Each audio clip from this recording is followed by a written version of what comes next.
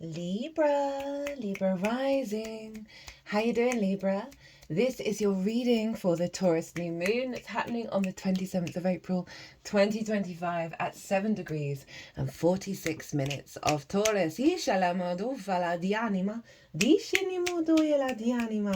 name's Chloe. I work with card divination, astrology, and as you just heard, and as you can see, I channel multi-dimensional energies through my body, both in the form of physical and vocal light language.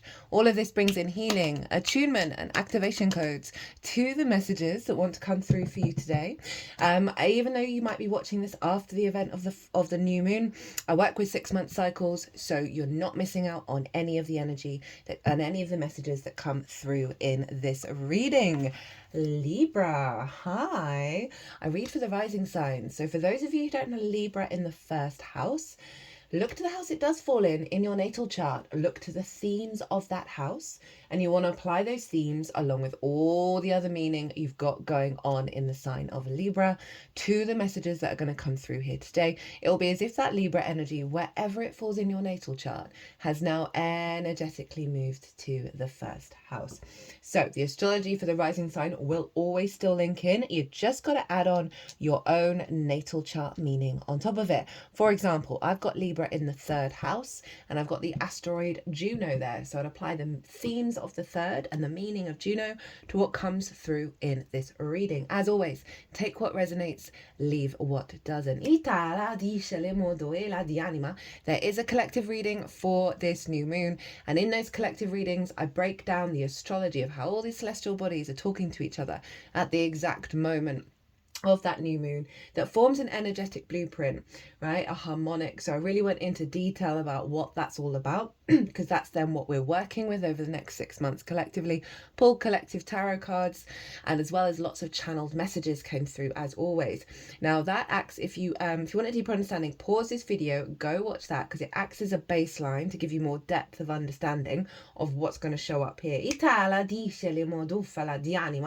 Now I'm going to be talking about the astrology for Libra risings, and then as I'm doing so, I'm going to be pulling some tarot cards, and we are going to get one card on one of the core channeled messages that came through about this moon, that it's bringing through a blueprint, right? Not just an activation code, but it's kind of like root code, like blueprint, right? Kind of stuff. So we're going to get a card on what is that blueprint for you, so you're in awareness of it, right? So you can then work with it. We're also going to get a card on how to amplify that integration, how to really facilitate that blueprint coming into being, as well as the card at the bottom of the deck, which will act as the root energy of that blueprint. We're also working with 2 different oracle decks, so we'll get those cards at the end of the reading. So my lovely Libras, where is this happening for you? My Libra risings, well, this is over in your 8th house. Now, the 8th house is about the outside world's resources and your interaction with them. And this can be, so it's more one-off chunks of resources, such as a bonus or a commission or inheritance, such as 3D or even 5D inheritance, as well as working with the resources of the outside world, like a mortgage, right? The resources aren't yours, but you're interacting with them. It's the where the relationship dynamics show up, because it's the exchange between you and anything other than yourself, and working with the outside world and the outside world's resources, time, money, energy, intimacy, ideas, right? And we can have a lot of scarcity complexes here, codependency, okay. Scarcity complexes here. Okay, all your cards have come out very quickly. Scarcity complexes, fear mindset, right? Codependency, hyper independence, hyper greed. When we get when there's imbalance between reciprocity, right? The give and take of it all. It's a very, very psychic house. It's your relationship dynamic with source. It's the resources of source and your interaction with them. It's the house of transformation. And Taurus is ruled by Venus. So you've got a double connection with what's going on here, as both you and Taurus are ruled by the lovely Venus. So new moon here, new blueprint around reciprocity, around healthy interactions with the outside world. Just really elevating relationship dynamics, taking you out of scarcity, right? Taurus is linked the first earth sign in the zodiac, and it's our personal connection to our physical vessel, to our incarnation, to our senses, what our body's telling us, right? And it's ruled by Venus. And so Venus is creativity, love, harmony, grace, connection. Venus really just wants us to feel good in our incarnation, in the 3D world, right? So many of us either run away from it or are scared of it or go to extremes, right? We want to be in balance. We want to be in harmony with our incarnation. And this blueprint is recalibrating our physical vessel and our senses to pick up on the abundance, not the fear. So very powerful blueprint around around reciprocity, right? So as I said, so often we can have very distorted love languages show up in the 8th that come from the unconscious connection of the 5th, where our inner child is. Speaking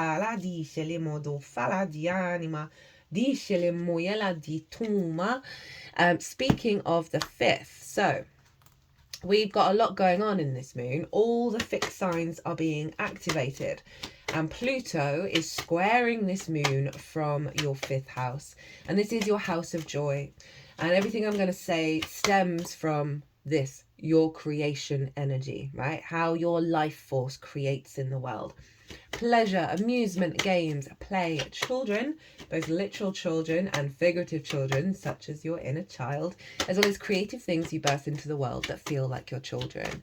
It's linked into romance, dating, and love. So Pluto's there.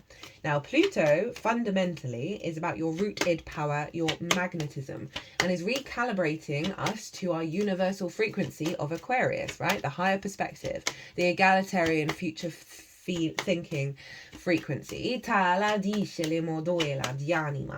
so it's squaring the moon over in the 8th house of relationship dynamics. And basically Pluto's saying enough with the distortions. Enough with seeking pleasure in things that do you harm. Because as I said, the inner child's in the 5th house. And so we learn so many love languages from our parental figures, from our early years, from the ancestors, from past soul energy, that we're here to transmute, because there's a lot of addiction in the 5th, right? From that inner child, through neglect, through not valuing itself and all of that stuff. And so there's a real sense of cracking that open and stepping into a frequency of sovereignty. Not only that, Mars is over in Leo, opposing Pluto, and they are both squaring this moon. Now, Mars is in your 11th house, the house of good spirits, hopes and dreams, friends, groups and alliances, and reaping the benefits of your 10th house, which is your life path / career. Now, Mars in the 11th sees you very much in attune, taking action, right? In alignment with your hopes and dreams. You might find yourself in groups quite a lot with a Mars in the 11th house transit.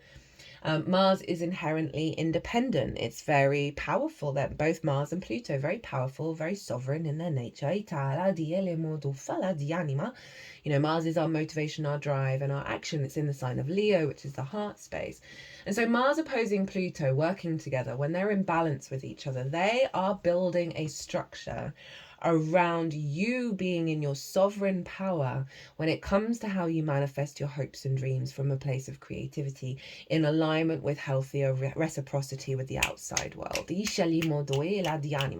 I.e., not falling for the same old patterns, right?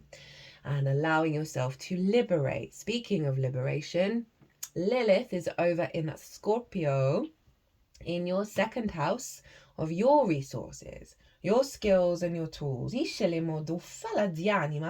of how you bring in regular income, how you manifest. Right? It's your regular resources. It's also the things that you value, and most importantly, how you value yourself. Now, all of these houses and all of the cardinal rising signs, cardinal energy is going to be influenced by this. All of those houses are the core wound I see at the root of all of them is reciprocity, of us truly valuing ourselves unconditionally and therefore being open to receive. Now, most of us don't. It's just a core humanitarian, human response, right? It's a reflection on our disconnection from all that is and all that ever will be and all that has been. And so you're working through a really powerful shift around value and reciprocity, and therefore activating a higher manifestation of creation energy and your capacity to build from that place in alignment with your soul's hopes and dreams. You're going to get a lot of downloads from source, a lot of support from source in terms of resources and inspiration of how to build with this energy. But let's go back to Lilith. I didn't even say what Lilith's all about. Lilith, for me, is about respect, honor, and dignity, equality, being open to give and receive with another energy. And if that other energy is being a bit of a hypocrite or imposing a hierarchical system that doesn't make any sense, Lilith will have a conversation and try to remedy that. But if she's met with a brick wall, she's very easily, happily going, you do you, boo. I'm off. I'm going to go explore my life and be open to those who want to connect at a deeper, more spiritual level with more meaning and resonance and reciprocity on both sides and respect and equality. She's over in your second house of your values and how you value yourself. You are getting bossed up right now by Lilith, who's like, right, we're standing in our power. Now, we've got Mars, Pluto, and Lilith, and they are very independent. They're very powerful energies, all funneling into this moon in the land of Taurus, ruled by Venus. Now, the moon is exalted in Taurus. All the qualities of the moon are raised up high. Our emotional body, how do we give and receive nourishment, whether our needs are being met or not, our emotional body, our intuition, they're all being raised up by this blueprint for us to be in alignment with satisfying the moon's needs, right? Of satisfying our understanding in our physical vessel of this elevation of abundance and being drawn to taking action that way from a place of sovereignty. So, Venus rules Taurus. Where's Venus? Well, she's over in the sign of Pisces, along with the North Node, Saturn, and the asteroid Ceres, who represents the grain, the harvest, the natural inclination for there to be abundance, for things to grow. Deeply nurturing. Saturn, commitment, integrity, long-term goals. North Node, expansion. That North Node is amplifying everything in Pisces right now.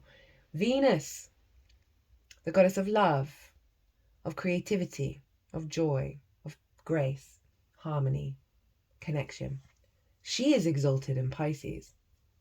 And that transmutes the very personal love, desire dynamic of Venus into a collective, universal love, unconditional love showing up here. So not only is the moon in her exaltation, but Venus, the ruler of this moon, is. Now, Pisces, for you, 6th house, the adult in the room.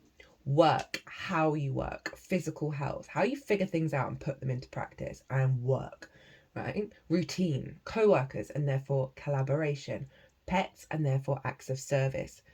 If we don't understand how we work, how are we supposed to have healthy relationships?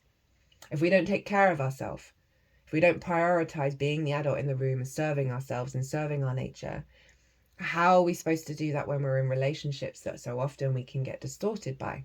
Libra, you know I've been talking about this for a while. Basically ever since Saturn moved into this sign.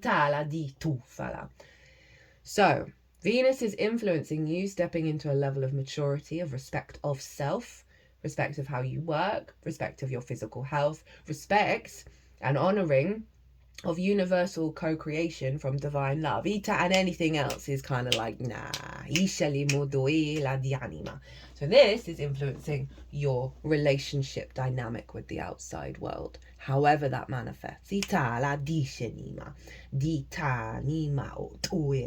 Sovereign power through love. Okay, let's look at your stuff. What have we got? So this is the blueprint. Came out very quickly. This is the blueprint that's being activated at this Taurus new moon. I mean, we've got the Empress. This is Venus's card, your ruler and Taurus's ruler. She's shown up a little bit, not as much as I was going to expect given the nature of this moon, but when she has, it's been very powerful. You in your power, you in your creation energy. This is bringing an understanding and awareness of relationships, of the outside world, of resources. It's bringing in a frequency, a blueprint within your vessel that is connecting always to abundance, connecting always to creativity, to fertility, right? To feeling good in the 3D world, to manifesting. Look at all this grain that is growing, all these flowers, all these fruits. This beautiful energy. She is the queen of queens. There is no denying her. 15:55 on the clock. As I said that. This is your blueprint, your Venusian dynamic, your creation energy, your awareness of the inherent abundance in absolutely everything. And we tie this into the Venus energy of it's facilitating your incarnation of how you build, how you work together with other people. Right, bringing in fertility. Couldn't get any clearer. Right, how to work with it. What to focus on in order to facilitate the Empress blueprint at its highest level.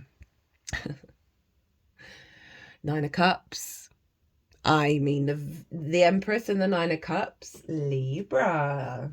God, I'm so croaky at the moment. There's been a lot of throat chakra clearing because Taurus rules the throat. So there's a clarity of sovereignty and how we perceive the world. I'm going to be bringing that into the oracle reading, which I will be doing tomorrow on the day of the new moon. So, how to amplify the Empress. Be in a state of gratitude. Understand you have the abundance within you. It's not external, it's within you. Now, if you're feeling you're going through some struggles and all those oppositions and squares, they're difficult, they bring in challenges, but they're how we build. So we're in year 9, we're in the year of the wood snake. We are doing some real karmic clearing. And the astrology is wild. I've been talking about it. I'm going to do a proper video on it at some point. Probably with Saturn going into Aries. That any difficulties and struggles that are coming up right now are some hardcore programming coming to the surface because they know there's no place anymore. And so they may get loud. Focus on this when they do. Focus on being grateful that you can breathe, that the blood is pumping through your body. Those little things. You've got a roof over your head. You can drink water.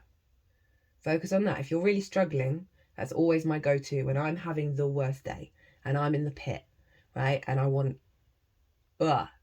all the pain, all the suffering. I do that because we're here, despite what's going on, to reorientate back to love and outside of conflict. And this is all about the inner alignment of your emotional body from a place of satisfaction, a place of gratitude, a place of abundance. And the more we bring that in, the more we then get the 10 of Cups where we see it externally. So this is a very powerful practice to bring in with the Empress. Focus on the joy in your life. Focus on the blessings.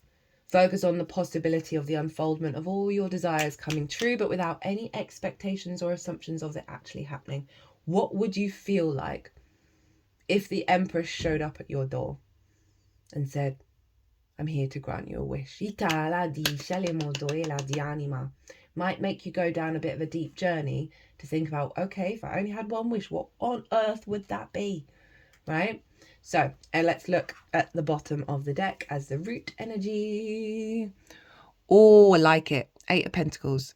This, for me, card, this is taking us towards mastery. It's about enjoying the process of that refinement. This is the step up to your incarnation. Pull your socks up, show up, Do the damn thing. We're here. You're here. There's no avoiding it. And how do you want to operate in that? This is the root energy of your mastery of self and your enjoyment of the ride. Not for the end result, for the process. The whistle while you work. As I said, the step up to your incarnation. That there's more flow, there's more resonance. And this is particularly valid with everything that's going on in your 6th house of work. Right, really bringing a divine love coming through that's lightening the load, lightening the burden, allowing you to enjoy the process of the unfoldment of your own existence. Right, let's look at these oracle cards. What have we got from the Astro Ascension deck? 3rd house communication.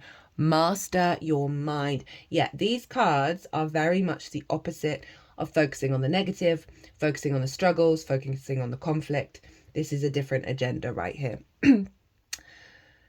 Communication, mind, thoughts, ideas, perception, writing, speaking, social media, siblings, neighbors, short trips, the Lovers and the Magician. Let's see what that's got to say. So this is I can see the process through this energy that's around you.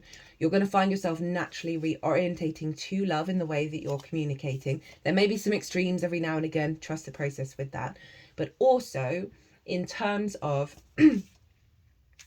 oh, I opened just at the right page. Downloads from source, right? Being open to that love frequency coming in, being open to receive what source has to offer from that 8th house. You're mastering your mind and it's giving you a lot of power. You have access to clear messages and you should be able to make big progress in your life now. On the shadow side, you're a slave to the thoughts of your mind. Don't make any big decisions until your mind has calmed down.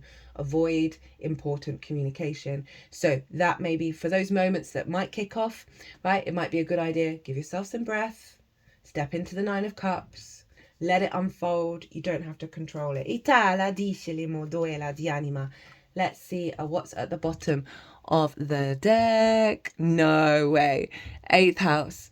Transformation. Death and rebirth. Baggage, trauma, metamorphosis, ending, magic, mystery, occult, sex, underworld, crisis, other people's money, inheritance. You are going through a huge shift in your understanding of reality and being rebirthed into this love frequency that has the ultimate love for your mind. And through that, you become a master of it because you're no longer being dominated by it. Right. Final card. Where have I put that book? But really. We have Lord Ganesh, infinite abundance. Obstacles are being removed. Spiritual support and connections are increasing. I think Aries had that at the bottom of the deck. You might want to check out the Aries reading. Okay, Ganesh is the Hindu elephant-headed god, the son of Lord Shiva and the goddess Parvati.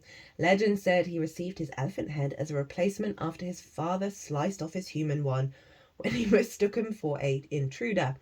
Ganesh is acknowledged as the lord who removes obstacles and is much loved by taxi drivers in India because they believe he helps them weave in and out of crazy traffic.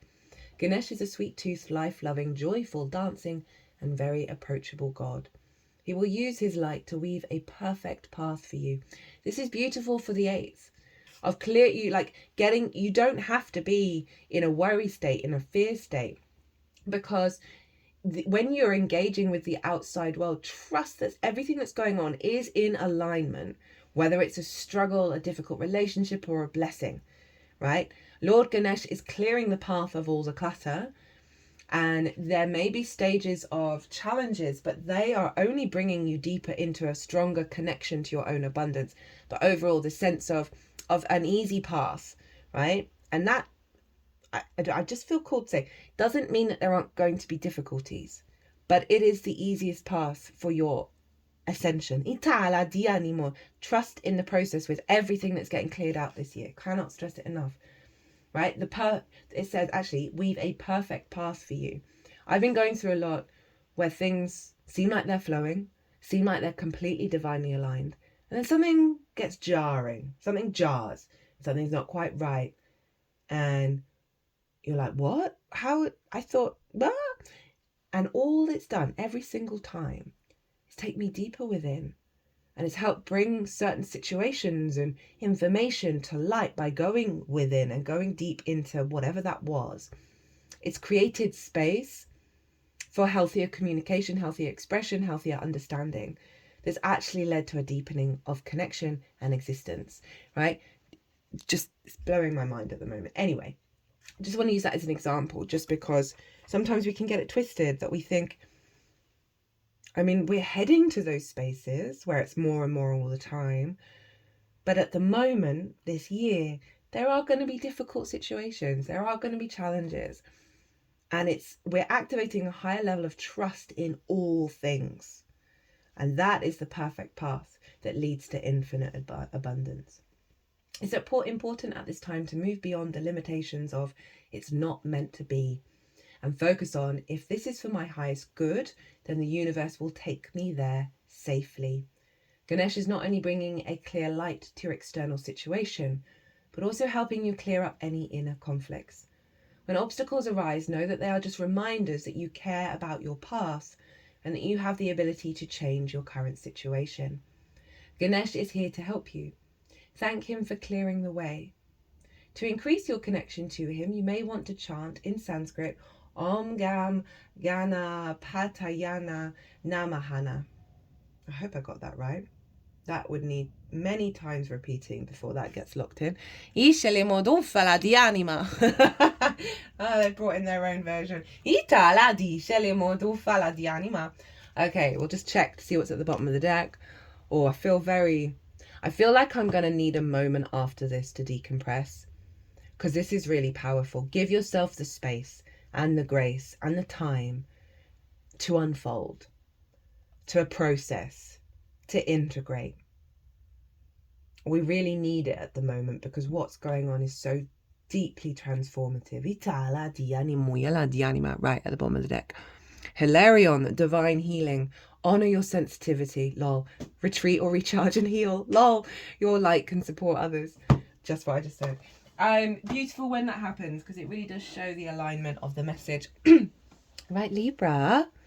I hope you enjoyed this reading. I hope it resonated. If it did, hit that like button, leave me a comment. I love to hear from you.